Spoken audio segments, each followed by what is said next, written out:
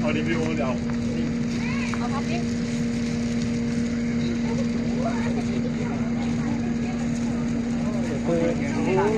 từ lúc cái này lên trên tu đó từ đến đó ถ่ายให้ดี เอาเลยว่าอิดจับป้าจะ ๆเดี๋ยวเบิ้งตัวนี้เด้อเดี๋ยวเพิ่งเขาเสียอธิบายอ่ะ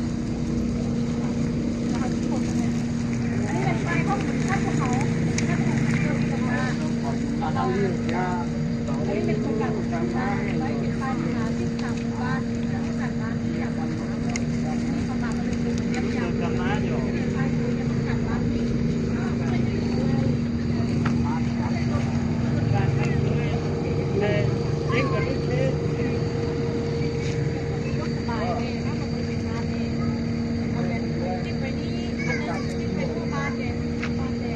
กันไปอยู่ได้จะทำนี่ถ้าเราผู้ใดมีเล่นกันเขาทำเอาเล่นเวลาเขาก็ไม่ถ่ายอยู่ใน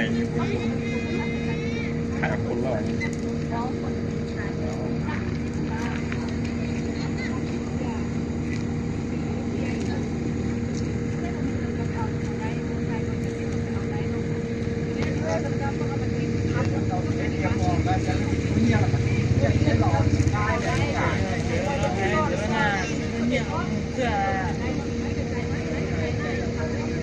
他一些学到某一圈目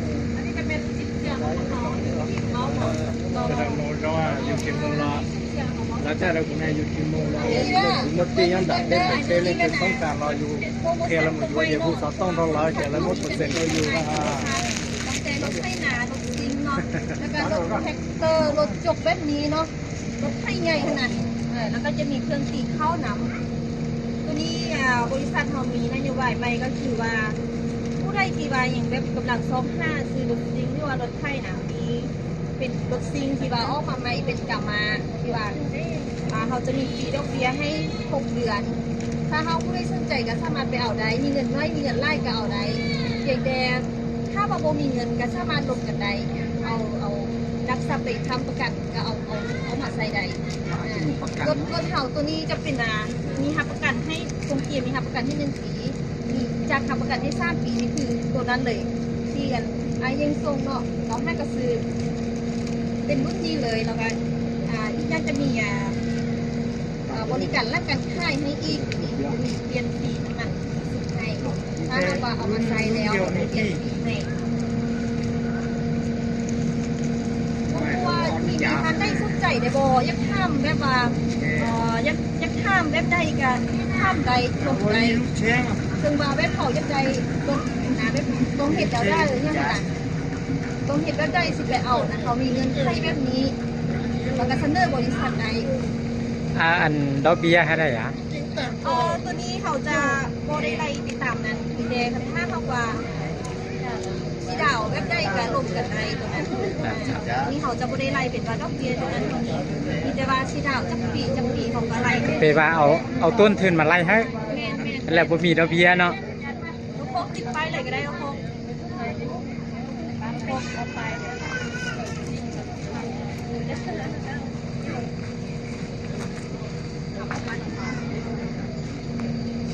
เดิกสอบซ้ำ